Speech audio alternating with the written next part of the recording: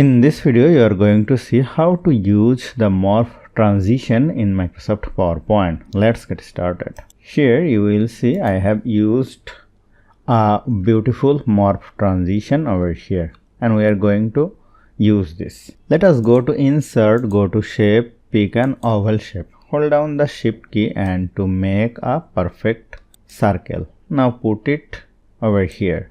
Now if you want to add some text, click on right button, click on edit text.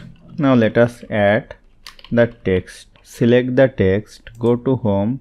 You can increase the font size.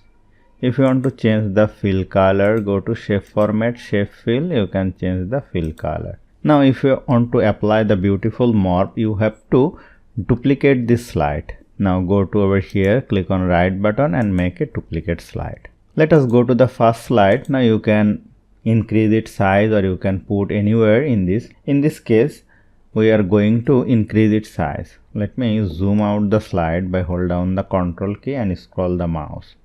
Now hold down the Shift key and increase its size, and let us keep it like this. Now this is my first slide and this is the second one.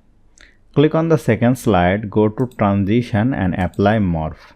And here you will see how the morph is beautiful. Let us see the slideshow and you will see this is looking perfect.